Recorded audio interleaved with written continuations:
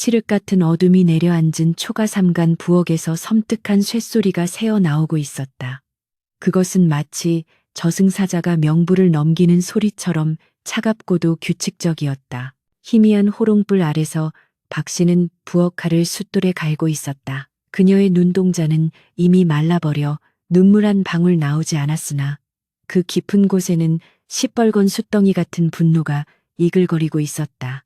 칼날이 숫돌 위를 지날 때마다 서슬퍼런 빛이 번뜩이며 그녀의 창백한 얼굴을 비췄다.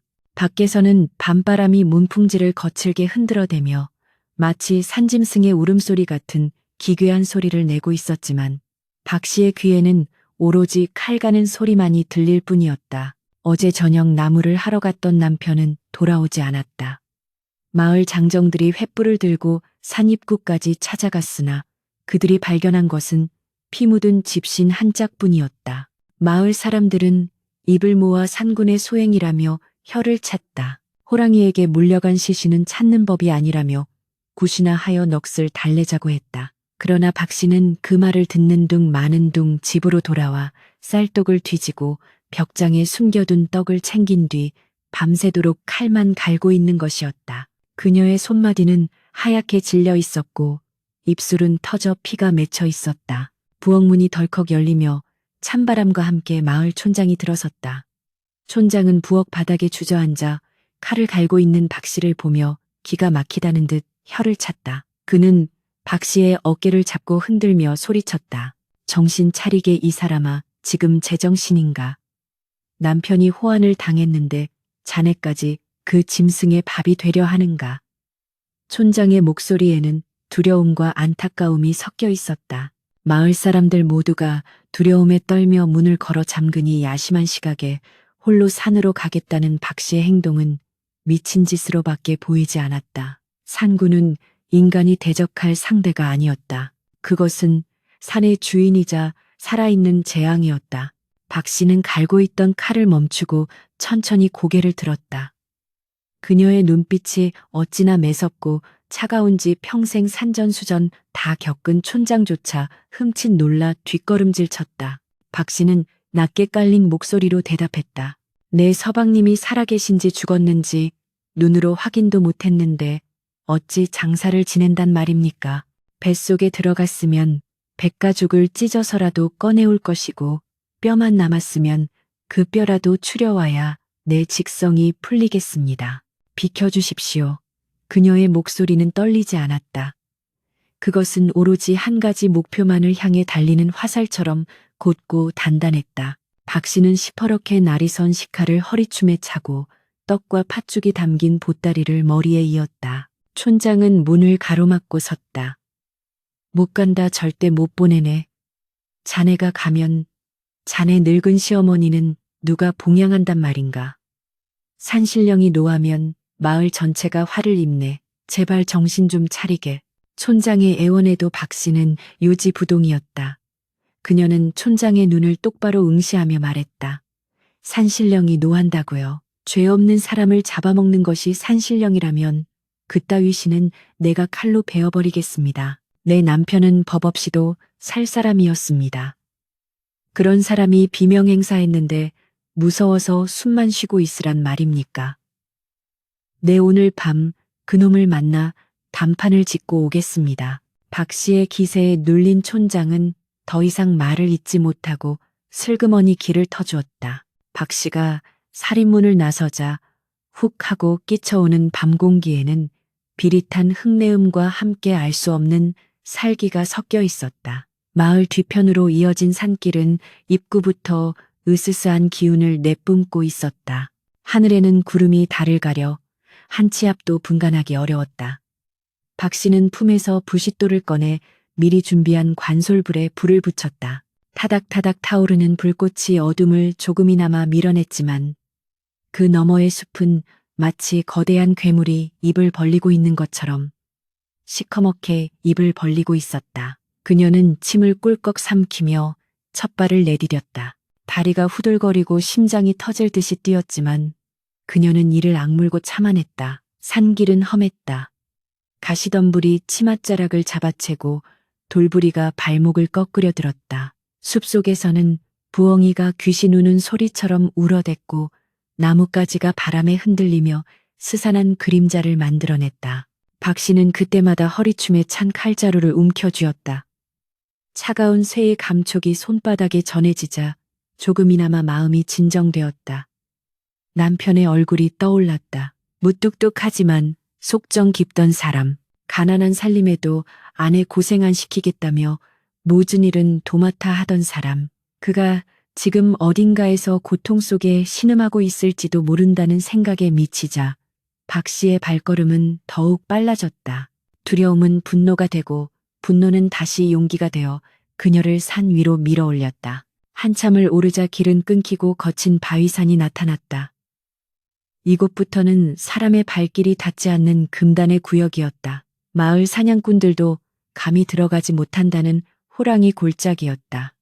공기의 흐름이 바뀌었다. 등골이 오싹해지는 한기가 느껴졌다. 숲의 소음이 뚝 끊기고 무거운 정적이 감돌았다. 작은 벌레 소리조차 들리지 않는 절대적인 침묵. 그것은 이 구역의 주인이 누구인지 명확히 보여주는 증거였다. 박 씨는 본능적으로 숨을 죽였다. 코 속으로 역겨운 짐승의 누린내가 스며들기 시작했다. 피비린내와 섞인 그 냄새는 맡는 순간 구역질이 올라올 만큼 강렬했다. 박 씨는 관솔불을 높이 쳐들었다. 불빛이 닿는 곳에 거대한 바위 틈이 보였다. 그곳은 마치 지옥으로 통하는 입구처럼 검고 깊었다. 호랑이 굴이었다. 그녀는 굴 입구 앞에 멈춰 섰다. 다리가 사시나무 떨리듯 떨려 더 이상 걸음을 떼기 힘들었다. 온몸에 털이 곤두서고 식은땀이 등을 타고 흘러내렸다. 당장이라도 뒤돌아 도망치고 싶은 본능이 이성을 마구 흔들어댔다. 하지만 그녀는 도망치지 않았다. 그녀는 입술을 깨물어 피를 내며 정신을 다잡았다. 여기서 물러서면 평생을 후회 속에 살 것이다. 남편을 잃은 슬픔보다 비겁하게 살아남은 치욕이 더 클 것이다. 그때였다. 굴 안쪽 깊은 곳에서부터 낮은 진동이 전해져 왔다. 그르르르 땅이 울리는 듯한 그 소리는 천둥 소리보다 더 위압적이었다. 거대한 짐승이 잠에서 깨어나 기지개를 켜는 소리였다. 박 씨는 숨을 멈췄다. 굴 안에서 두 개의 푸른 불빛이 번뜩였다. 그것은 호롱불이나 별빛이 아니었다. 인간을 사냥감으로만 보는 포식자의 눈동자였다. 어둠 속에서 서서히 드러나는 윤곽은 상상했던 것보다 훨씬 더 거대했다. 집채만 한 머리통과 바위 같은 앞발, 그리고 강철 빗자루 같은 수염이 불빛에 희미하게 드러났다. 호랑이는 천천히 몸을 일으켜 굴 입구로 걸어 나왔다. 발소리 하나 들리지 않는 은밀하고도 우아한 움직임이었다. 박 씨는 눈앞이 아찔해지는 것을 느꼈다. 막상 마주하니 그 위용은 인간의 담력으로 감당할 수 있는 수준이 아니었다. 호랑이가 입을 살짝 벌리자 날카로운 송곳니 사이로 뜨거운 김이 뿜어져 나왔다. 그 숨결에서 짙은 피 냄새가 났다. 어쩌면 내 남편의 피 냄새일지도 모른다. 그 생각이 스치자 박 씨의 공포는 순식간에 차가운 이성으로 바뀌었다. 그녀는 보따리를 땅에 내려놓고 칼자루를 쥔 손에 힘을 주었다. 호랑이는 당돌한 인간의 방문이 의아한 듯 고개를 기웃거리더니 이내 무시무시한 포효를 내질렀다. 어흥, 산천 초목이 벌벌 떨고 바위가 굴러 떨어질 듯한 포효였다. 그 소리에 박 씨의 관솔불이 꺼져버렸다. 순식간에 사방이 암흑천지가 되었다. 이제 의지할 것은 오로지 청각과 후각, 그리고 곤두선 감각뿐이었다. 어둠 속에서 호랑이의 거친 숨소리가 점점 가까워졌다. 훅훅 끼쳐오는 뜨거운 입김이 얼굴에 닿았다. 바로 코앞이었다. 박 씨는 눈을 감지 않았다. 오히려 어둠 속을 노려보며 마음속으로 외쳤다. 죽더라도 곱게는 죽지 않겠다. 내 놈의 목구멍에 칼이라도 박고 죽겠다. 박 씨는 떨리는 손을 진정시키며 천천히, 아주 천천히 칼을 등 뒤로 숨겼다. 그리고는 평생 해본 적 없는 가장 대담하고 위험한 도박을 준비했다. 그녀의 머릿속에서 번개처럼 스쳐 지나가는 옛날 이야기 하나가 있었다. 그것이 살 길이 될지 죽음을 재촉하는 길이 될지는 알 수 없었다. 하지만 앉아서 죽음을 기다릴 수는 없었다. 호랑이의 앞발이 흙바닥을 긁는 소리가 들렸다. 이제 공격하려는 찰나였다. 박 씨는 마른 침을 삼키고 배에 힘을 주었다. 칠흑 같은 어둠 속에서 그녀는 호랑이를 향해 첫마디를 때려 하고 있었다. 생과 사가 갈리는 찰나의 순간이었다. 허공을 가르는 날카로운 외침이 칠흑 같은 동굴을 뒤흔들었다. 아이고, 오라버니, 이제야 뵙습니다. 그것은 비명도 아니었고 살려달라는 애원도 아니었다.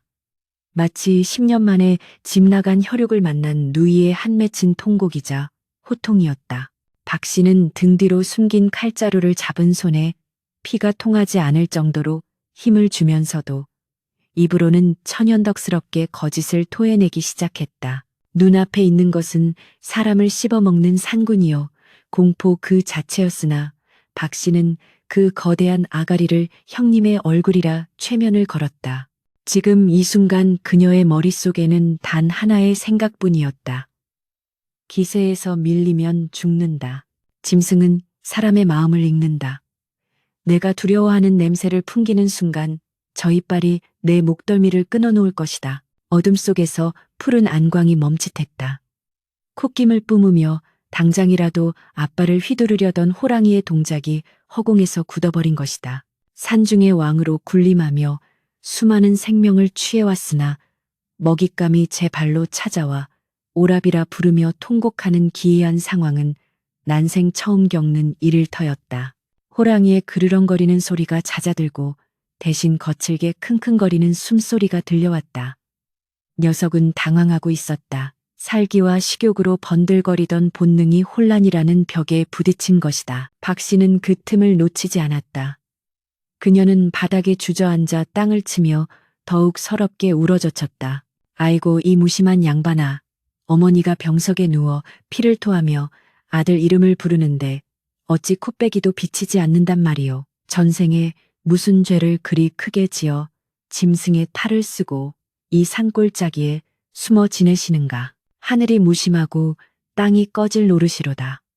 그녀의 목소리는 동굴 벽을 타고 웅웅거리며 메아리쳤다.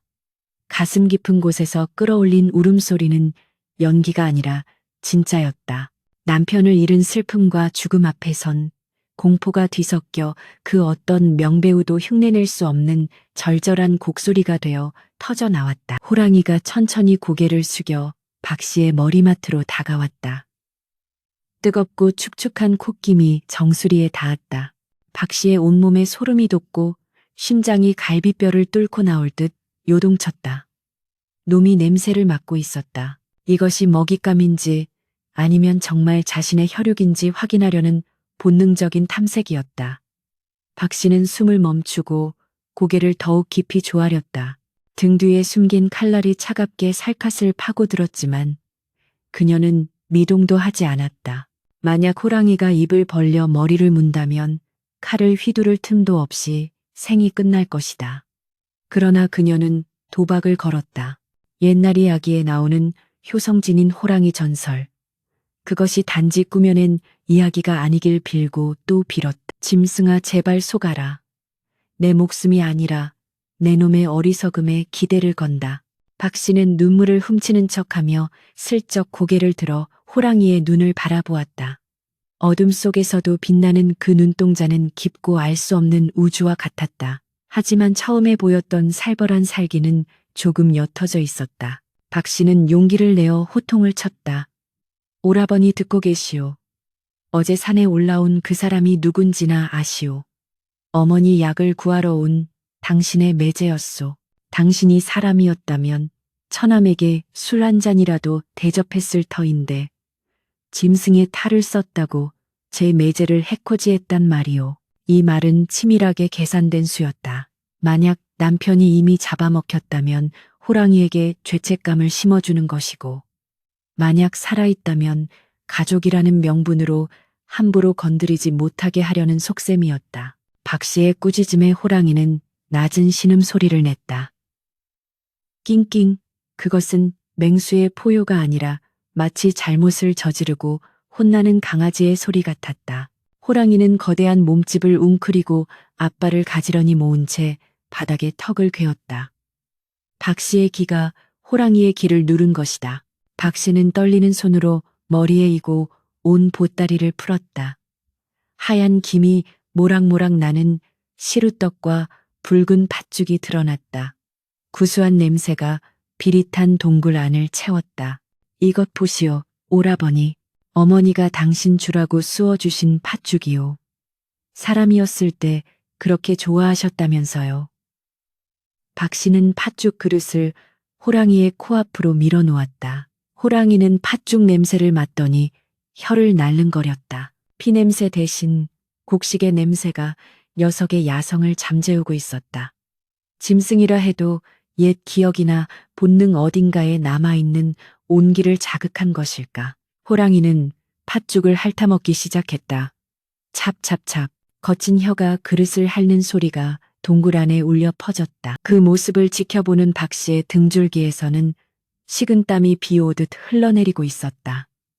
다행히 첫 번째 고비는 넘겼다. 놈이 나를 누이로 착각했든 아니면 그저 미친 여자의 헛소리에 흥미를 느꼈든 당장 잡아먹을 생각은 거둔 듯했다. 하지만 긴장을 풀 수는 없었다. 팥죽을 다 먹고 나면 다시 배고픔을 느껴 본성을 드러낼지 모르는 일이었다. 박 씨는 팥죽을 먹는 호랑이의 정수리를 쓰다듬으려 손을 뻗었다가 멈칫했다. 그것은 목숨을 건 접촉이었다. 하지만 신뢰를 얻으려면 물러서서는 안 되었다. 그녀는 떨리는 손을 호랑이의 미간에 얹었다. 거칠고 뻣뻣한 털의 감촉 그 아래로 느껴지는 엄청난 근육의 움직임과 뜨거운 체온이 손바닥을 타고 전해졌다. 많이 배고프셨소. 산중에서 이슬만 먹고 사느라 얼마나 고생이 많소. 박 씨의 목소리는 이제 연기를 넘어 진심 어린 연민처럼 들렸다. 극한의 공포 속에서 인간은 살아남기 위해 자신조차 속이는 법이다. 그녀는 지금 이 순간만큼은 이 괴물을 진짜 불쌍한 오라버니라고 믿어버리기로 했다. 그래야만 이 짐승의 마음을 완전히 훔칠 수 있었다. 호랑이는 팥죽 그릇을 깨끗이 비우고는 만족스러운 듯 혀로 입맛을 다셨다. 그러고는 박 씨의 무릎에 머리를 비비적거렸다. 믿기지 않는 광경이었다. 산군이라 불리는 공포의 대상이 일개 아낙네의 무릎에서 재롱을 부리고 있는 것이다. 박 씨는 호랑이의 목을 끌어안으며 귓가에 속삭였다. 오라버니, 이제 어머니가 기다리시는 집으로 가야 하지 않겠소. 하지만 내 다리가 풀려 걸을 수가 없구려. 그리고 내 서방님 아니, 당신 매제는 어디 있소? 살려두었소? 아니면 이미 늦은 것이오? 박 씨의 질문에 호랑이는 벌떡 일어났다. 그리고는 동굴 안쪽 어둠 속으로 성큼성큼 걸어 들어갔다. 박 씨는 황급히 챙겨온 관솔불을 다시 켜고 그 뒤를 따랐다. 불빛이 흔들리며 동굴 깊숙한 곳을 비췄다. 썩은 냄새와 습한 기운이 훅 끼쳐왔다. 동굴 안쪽 구석에는 짐승의 뼈들이 수북이 쌓여 있었다. 박 씨는 숨을 헐떡이며 바닥을 살폈다. 사람의 해골도 보였다. 찢어진 옷가지와 녹슨 농기구들이 나뒹굴고 있었다. 억장이 무너지는 광경이었다. 내 남편도 저 중 하나가 되었단 말인가. 박 씨의 눈앞이 흐려지며 다리에 힘이 풀렸다. 그때였다. 호랑이가 구석진 바위 틈 앞에 멈춰서서 앞발로 무언가를 툭툭 건드렸다. 박 씨는 관솔불을 그쪽으로 비췄다. 그곳에는 덩굴과 나뭇잎으로 대충 덮여 있는 무언가가 있었다. 박 씨는 덜덜 떨리는 손으로 덩굴을 걷어냈다. 흙투성이가 된 채 기절해 있는 남자가 보였다. 피범벅이 된 옷, 찢어진 바지. 하지만 가슴이 미약하게 오르내리고 있었다. 여보, 박 씨의 입에서 억눌린 신음이 터져 나왔다. 남편이었다. 다리 쪽에 깊은 상처를 입어 피가 굳어 있었지만 목숨은 붙어 있었다.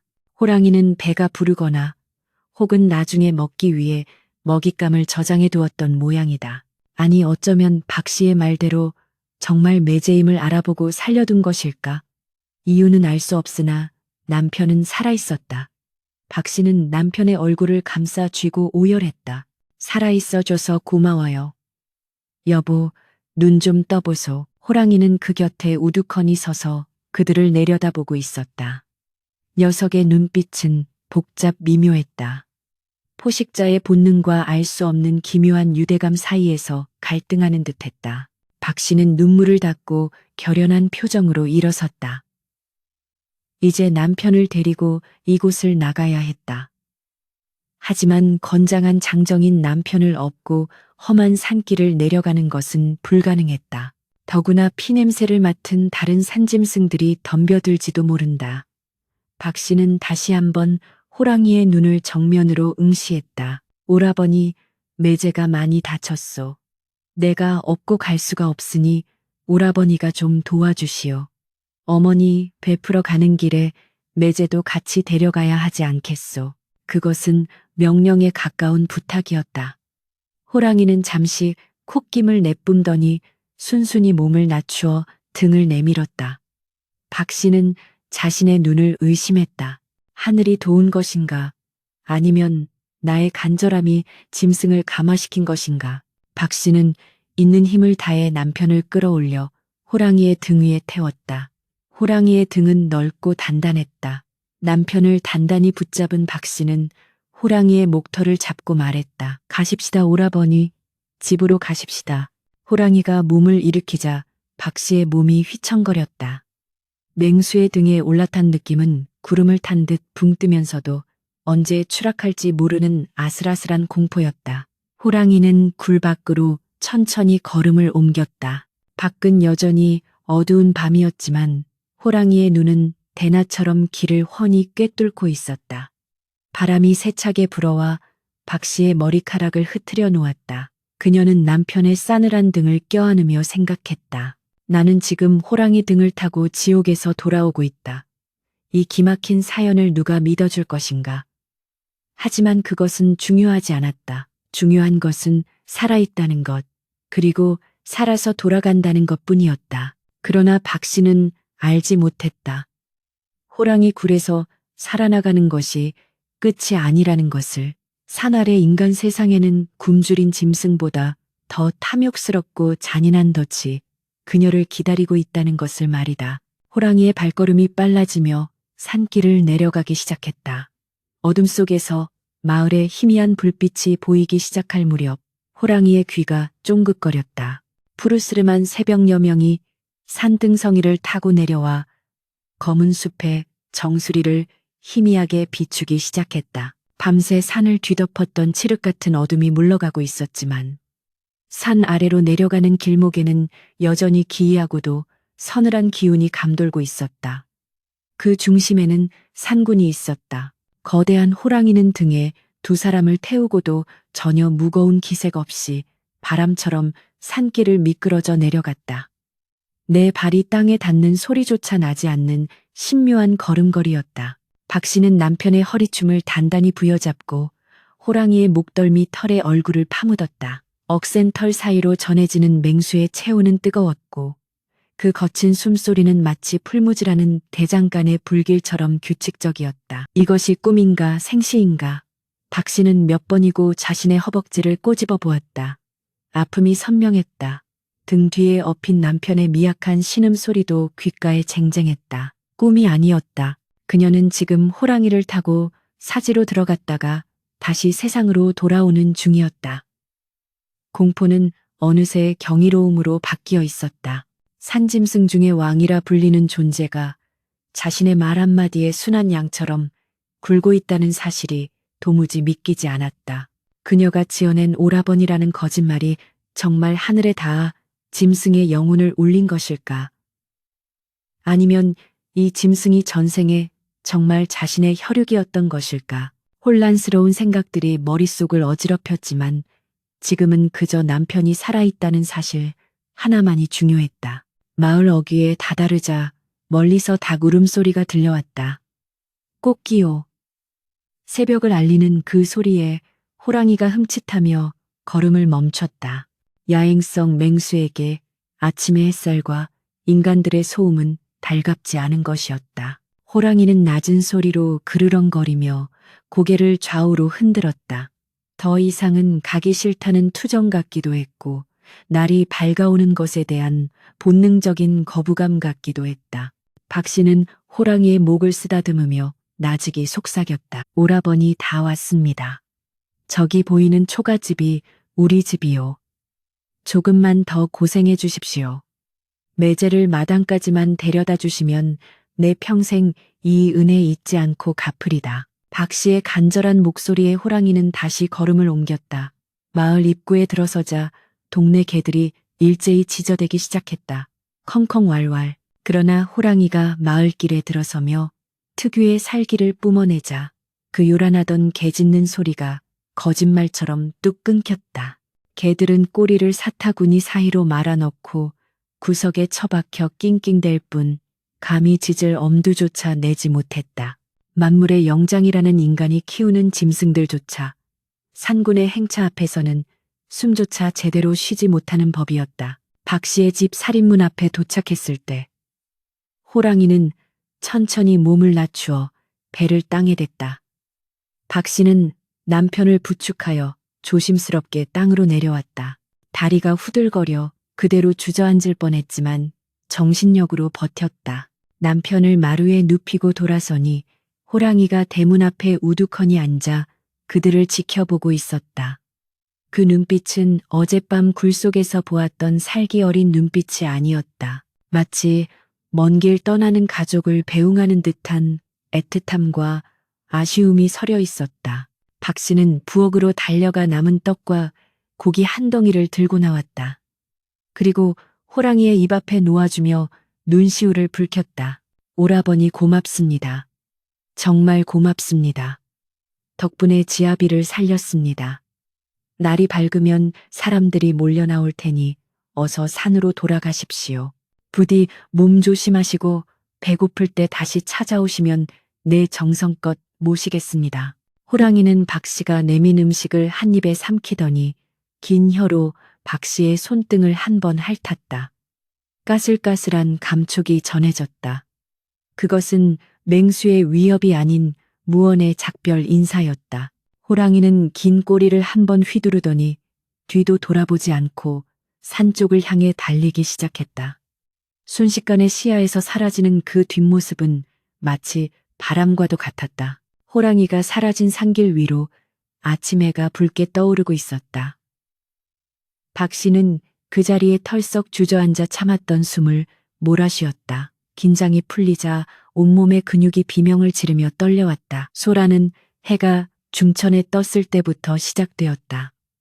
밤새 남편의 상처를 닦고 약초를 지식여 붙이느라 정신이 없었던 박 씨는 대문 밖이 웅성거리는 소리에 밖을 내다보았다. 마을 사람들이 삼삼오오 모여 박 씨의 집을 힐끔거리고 있었다. 어젯밤 개들이 짖다 말고 조용해진 일이며 새벽녘에 집채만한 그림자가 마을을 빠져나가는 것을 보았다는 목격담이 퍼진 것이다. 게다가 죽은 줄 알았던 박 씨의 남편이 살아서 돌아왔다는 소식은 삽시간에 온 고을로 퍼져나갔다. 촌장이 조심스럽게 마당으로 들어섰다. 그의 뒤로 마을 사람들이 겁에 질린 표정으로 따라 들어왔다. 촌장은 마루에 누워있는 박 씨, 남편을 보고는 눈이 휘둥그레졌다. 이복의 박 씨, 정말 자네 남편이 살아 돌아온 것인가? 그리고 자네가 호랑이를 타고 내려왔다는 게 사실인가? 박 씨는 덤덤하게 고개를 끄덕였다. 예, 그렇습니다.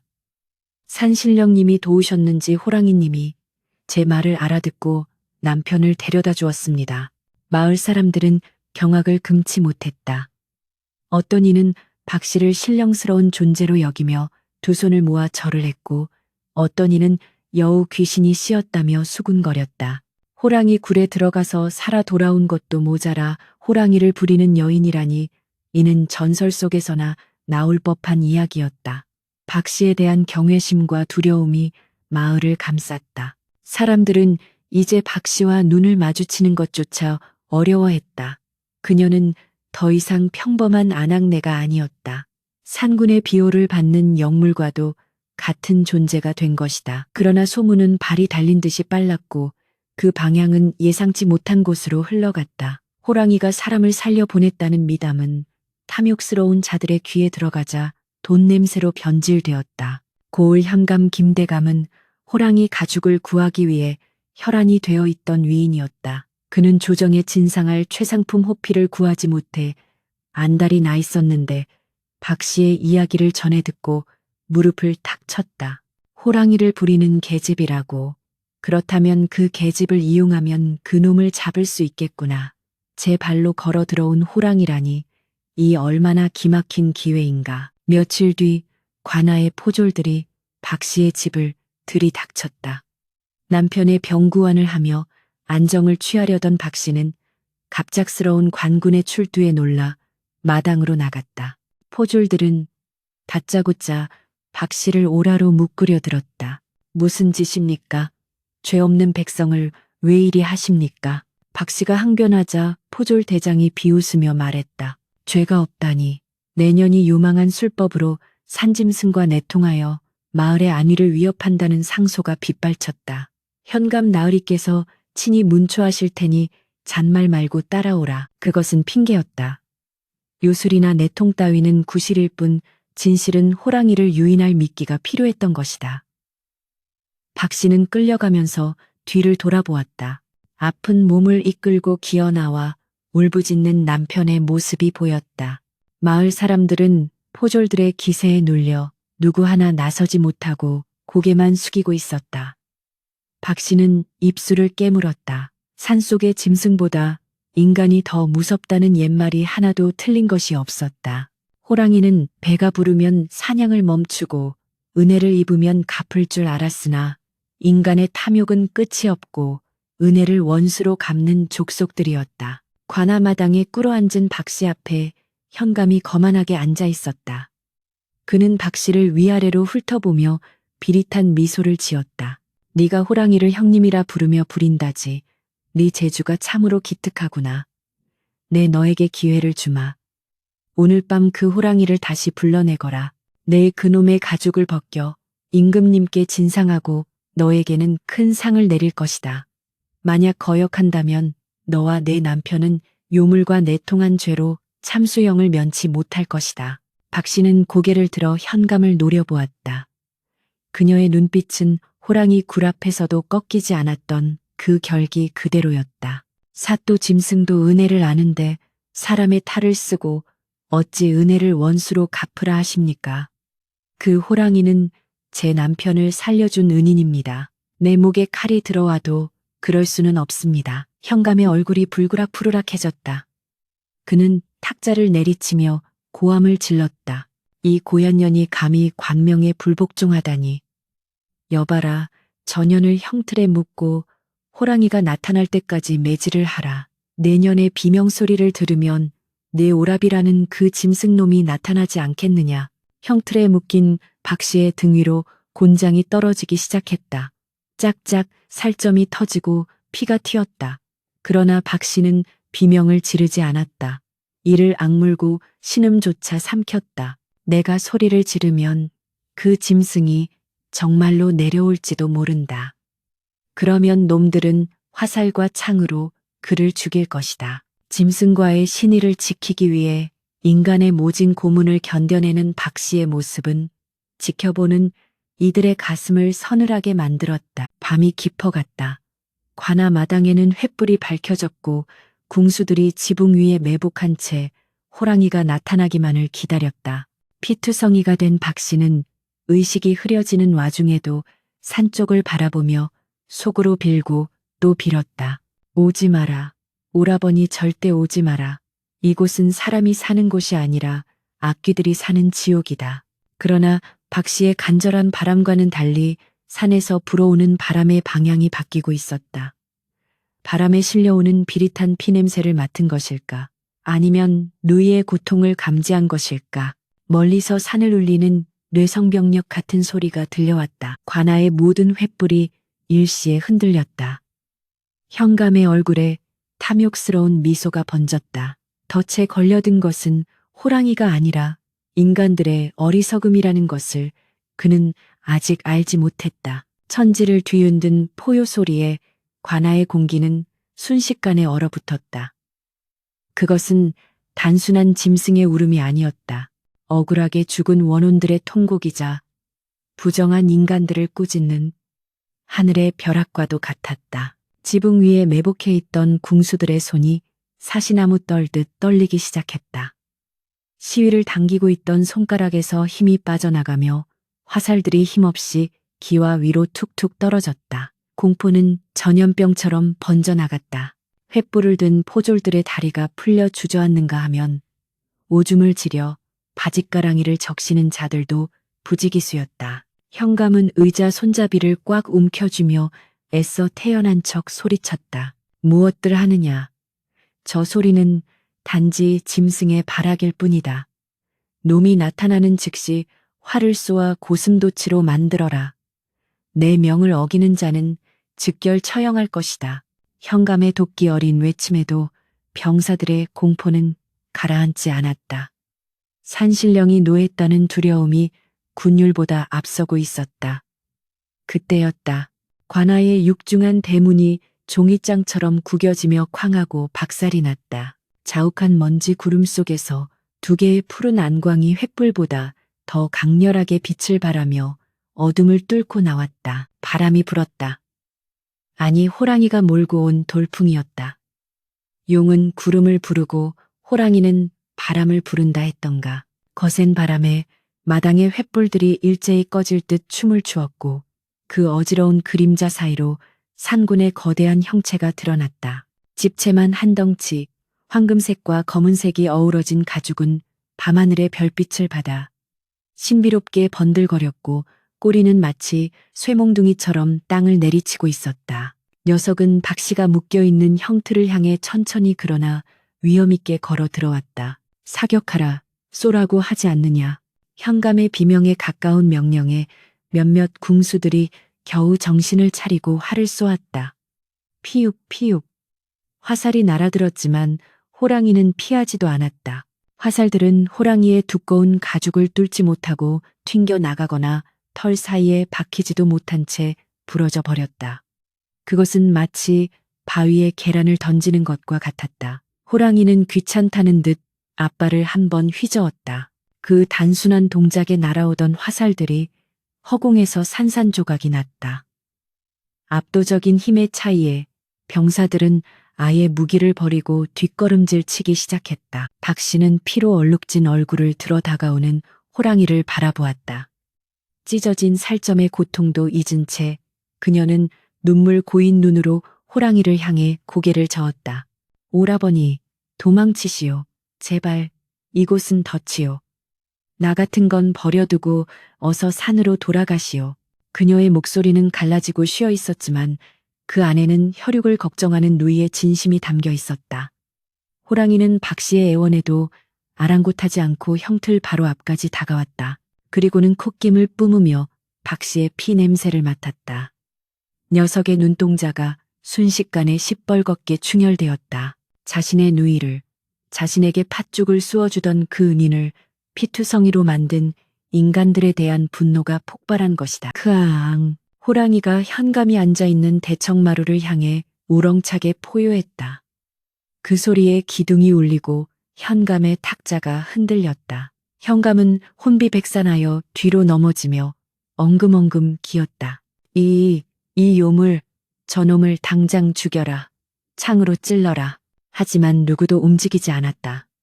호랑이는 단숨에 마당을 가로질러 대청마루 위로 뛰어올랐다. 육중한 무게의 마루장이 우지끈 소리를 내며 내려앉았다. 현감은 구석에 몰린 쥐꼴이 되어 벌벌 떨며 호랑이를 올려다보았다. 맹수의 거대한 아가리가 현감의 코앞까지 다가왔다. 날카로운 송곳니 사이로 끈적한 침이 뚝뚝 떨어졌다. 현감은 공포에 질려 눈을 까뒤집고 기절하기 일보 직전이었다. 호랑이가 입을 벌려 현감의 머리통을 깨무르려는 찰나 박씨의 목소리가 쩌렁쩌렁하게 울려 퍼졌다. 오라버니, 멈추시오. 호랑이의 동작이 멈췄다. 형틀에 묶인 채 박씨는 있는 힘을 다해 소리쳤다. 그 더러운 피를 입에 묻히지 마시오. 산군의 고귀한 입을 저런 탐관오리의 피로 더럽힐 수는 없소. 저자는 하늘이 벌할 것이니 오라버니가 직접 손을 대어 업보를 쌓지 마시오. 기이한 정적이 흘렀다. 짐승이 사람의 말을 알아듣고 멈춘 것이다. 호랑이는 현감을 노려보며 콧김을 훅 내뿜었다. 그 뜨거운 입김에 현감은 비명을 지르며 바지에 오물을 쏟아냈다. 호랑이는 경멸스럽다는 듯 고개를 돌리고는 현감의 관모를 앞발로 툭 쳐서 날려버렸다. 권위의 상징인 관모가 마당 구석 오물통에 처박혔다. 그것은 죽음보다 더한 치욕이자 조롱이었다. 호랑이는 다시 마당으로 내려와 박 씨에게 다가갔다. 호랑이는 날카로운 발톱을 세웠다. 포졸들은 박 씨를 해치려는 줄 알고 숨을 죽였으나 호랑이의 발톱은 박 씨의 몸이 아니라 그녀를 처마매고 있던 밧줄만을 정확하게 끊어냈다. 툭, 투둑, 밧줄이 끊어지자 박 씨가 힘없이 앞으로 쓰러졌다. 호랑이는 재빨리 머리를 들이밀어 박 씨의 몸을 받아냈다. 부드러운 털에 얼굴을 묻은 박 씨는 참았던 눈물을 터뜨렸다. 고맙소. 고맙소, 오라버니. 내 기어이 살아서 은혜를 갚겠소. 박 씨는 호랑이의 부축을 받으며 비틀비틀 일어섰다.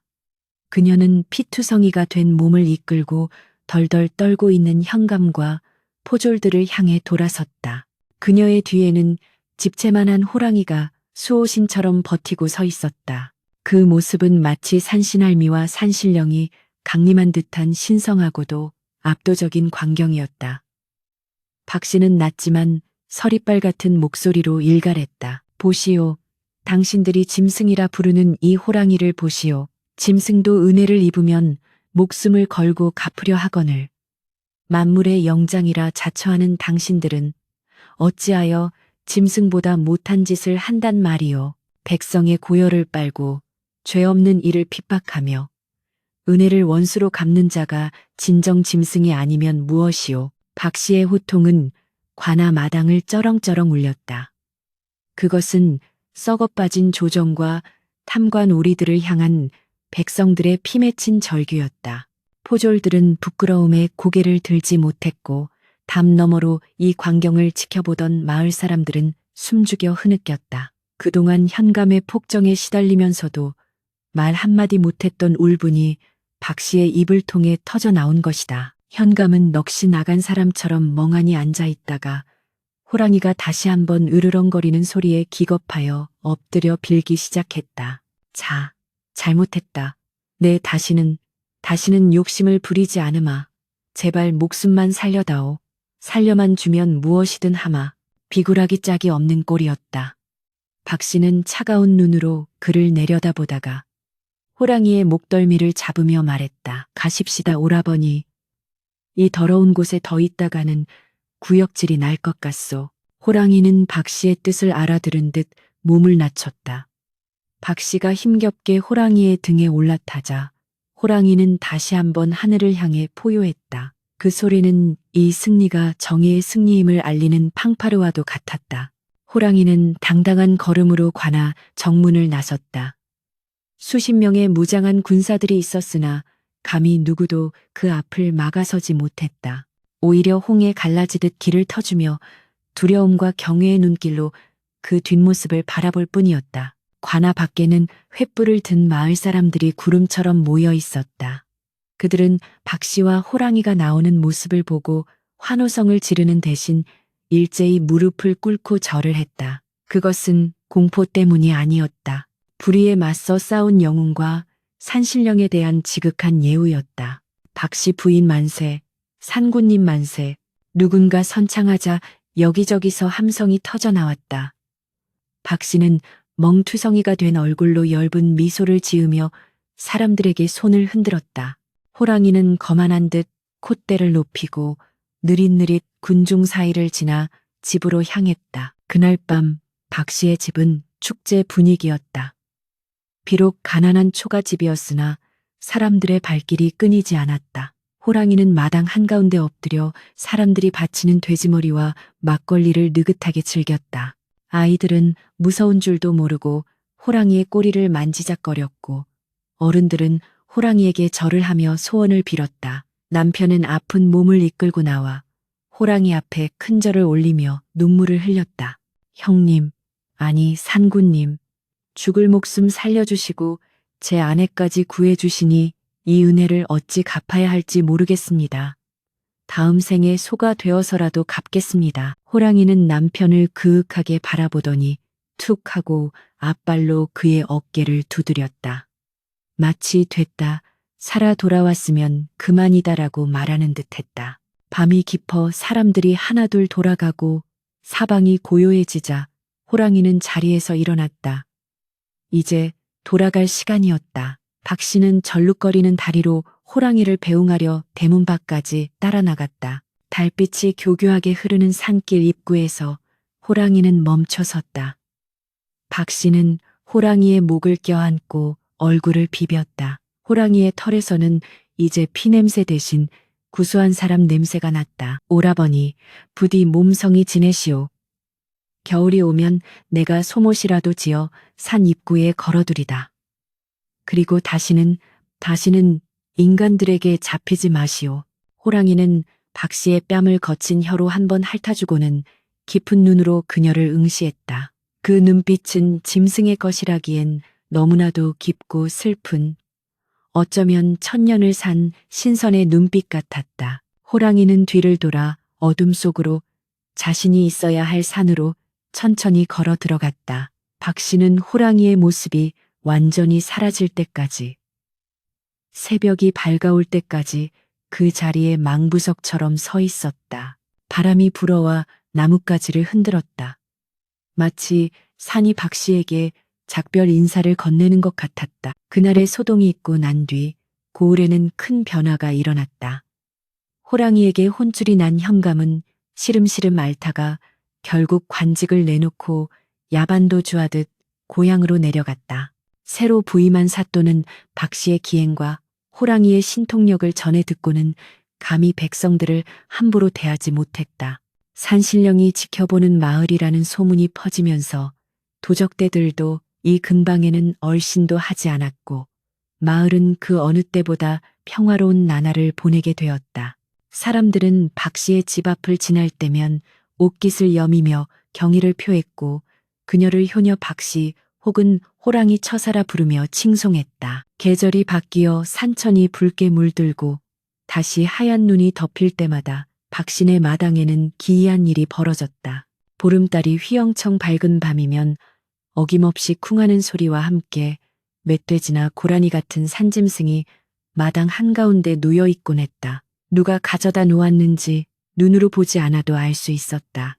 그것은 산으로 돌아간 오라버니가 보내는 선물이었다. 박 씨는 아침 일찍 일어나 마당에 놓인 짐승을 보며 산 쪽을 향해 정한수를 떠놓고 절을 올렸다. 오라버니, 올겨울은 유난히 춥습니다. 부디 몸성이 계십시오. 저희는 덕분에 배불리 먹고 따뜻하게 지냅니다. 박 씨는 그 고기를 혼자 먹지 않고 마을 사람들과 나누었다. 호랑이가 준 고기를 먹으면 무병장수한다는 속설 덕분에 마을 잔치가 벌어지곤 했다. 세월은 유수와 같이 흘렀다. 죽다 살아난 남편은 그 후로 덤으로 얻은 목숨이라 여기며 평생을 성실하게 살다가 박 씨보다 먼저 편안하게 눈을 감았다. 남편을 떠나보내던 날 박 씨는 상여 뒤를 따르며 하염없이 울었으나 그날 밤 꿈에 호랑이가 나타나 그녀의 눈물을 핥아주는 꿈을 꾸고는 마음의 위안을 얻었다. 남편이 떠나고 몇 해가 더 흐른 어느 날부터인가 마당에 놓이던 산짐승의 선물이 뚝 끊겼다. 박 씨는 직감했다. 호랑이의 수명이 다했거나 혹은 더 깊은 산신선의 세계로 떠났음을 말이다. 그녀는 슬퍼하는 대신 하얀 소복을 입고 산 입구에 가서 제를 올렸다. 오라버니 그동안 고생 많으셨소. 이제 이승의 인연은 다했으니 부디 좋은 곳으로 가서 편히 쉬시오. 다음 생에는 짐승이 아닌 사람으로 태어나 우리 진짜 온우이로 만납시다. 어느덧 박 씨의 머리에도 하얗게 서리가 내려 백발의 노파가 되었다. 허리는 굽고 얼굴에는 주름이 가득했지만 그녀의 눈빛만은 젊은 시절 호랑이 굴 앞에서도 꺾이지 않았던 그 총기를 여전히 간직하고 있었다. 마을의 아이들은 여름밤이면 평상에 모여 앉아 박씨 할머니의 옛날 이야기를 듣는 것을 낙으로 삼았다. 아이들은 눈을 반짝이며 물었다. 할머니 정말 호랑이가 무섭지 않으셨어요? 호랑이 입이 대문짝만하다면서요? 박씨는 빙그레 웃으며 부채질을 했다. 무섭지 않기는. 다리가 후들거려 오줌을 지릴 뻔했지. 하지만 얘들아, 호랑이에게 물려가도 정신만 차리면 산다는 말 알지? 그게 그냥 하는 소리가 아니다. 두려움이라는 놈은 실체가 없어. 네 마음이 만들어낸 헛개비란다. 그 헛개비에 잡아먹히면 정말로 죽는 것이고, 눈을 똑바로 뜨고 그 너머를 보면 살 길이 열리는 법이야. 박씨는 잠시 말을 멈추고 밤하늘의 별을 올려다보았다. 그리고 또 하나 중요한 게 있다. 짐승도 마음이 있다는 게야. 내가 그때 칼을 뽑아 그놈의 목을 찔렀다면 나도 죽고 그놈도 다쳤겠지. 하지만 내가 진심으로 오라버니라 부르며 팥죽을 건넸을 때 그놈의 눈빛이 변하는 걸 보았다. 진심은 통하지 않는 곳이 없어. 설령 그것이 말 못하는 짐승일지라도 사람의 진정성은 하늘을 움직이고 땅을 움직이는 법이란다. 아이들은 고개를 끄덕이며 박씨의 이야기에 빠져들었다. 그녀의 이야기는 단순한 무용담이 아니었다. 그것은 삶의 지혜이자 인간이 지켜야 할 도리에 대한 가르침이었다. 위기 앞에서의 침착함, 불의에 맞서는 용기, 그리고 생명을 귀하게 여기는 따뜻한 마음. 박씨는 자신의 삶을 통해 그 가치를 증명해 보인 산증인이었다. 어느 화창한 봄날 박씨는 평소처럼 마루에 앉아 산을 바라보고 있었다. 산등성이에는 진달래가 흐드러지게 피어 붉은 물결을 이루고 있었다. 따스한 봄바람이 불어와 박씨의 헝클어진 머리카락을 어루만졌다. 바람결에 익숙한 냄새가 실려왔다. 흙내음 나무 냄새, 그리고 어렴풋이 느껴지는 야생의 짐승 냄새. 박씨의 입가에 엷은 미소가 번졌다. 왔소? 오라버니 왔소? 대답은 없었지만 나뭇가지가 흔들리며 잎사귀들이 사각거리는 소리가 났다. 박씨는 편안하게 눈을 감았다. 그녀의 뇌리에 젊은 날에 치열했던 기억들이 주마등처럼 스쳐 지나갔다. 부엌칼을 갈던 밤의 결기, 칠흑 같은 동굴 속에서의 전율, 호랑이 등에서 느꼈던 바람의 감촉, 그리고 탐관오리를 호통치던 그 짜릿한 순간들, 그 모든 것이 이제는 한 폭의 그림처럼 아름다운 추억으로 남아 있었다. 그날 오후 밭일을 나갔던 이웃 안악이 박씨를 불렀으나 대답이 없었다. 가까이 다가가 보니 박씨는 마루 기둥에 기대어 평온하게 잠들어 있었다. 마치 고된 소풍을 마치고 단잠에 빠진 어린아이 같은 얼굴이었다. 그녀의 곁에는 나비 한 마리가 팔랑거리며 날고 있었고 멀리서 산새 소리가 청아하게 들려왔다. 박씨는 그렇게 90세의 일기로 파란만장했던 생을 마감했다. 마을 사람들은 박씨를 양지바른 산기패에 묻어주었다. 그곳은 박씨가 살아서 늘 바라보던 호랑이 굴이 있는 산봉우리가 정면으로 보이는 곳이었다. 장례를 치르던 날 밤마을 사람들은 믿기 힘든 광경을 목격했다.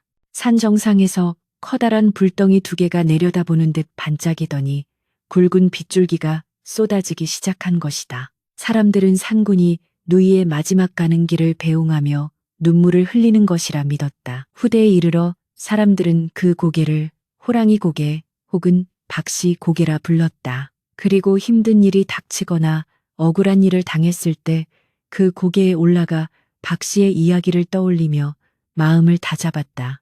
세상이 아무리 험하고 권력자가 아무리 포악하게 굴어도 굴복하지 않고 지혜와 용기로 맞서면 반드시 이길 수 있다는 희망을 그녀가 남겨주었기 때문이다. 박씨의 무덤가에는 이름 모를 들꽃들이 만발했다. 바람이 불 때마다 꽃들이 흔들리며 마치 누군가에게 속삭이는 듯했다. 두려워 마라. 정신만 차리면 산다. 진심은 반드시 통한다. 그 속삭임은 수백 년이 지난 지금도 그 산자락을 찾는 이들의 귓가에 맴돌며 험한 세상을 살아가는 우리들에게 꺼지지 않는 등불이 되어주고 있다. 호랑이 굴로 걸어 들어간 여인 박씨. 그녀의 이야기는 전설이 되어 영원히 흐르고 있다.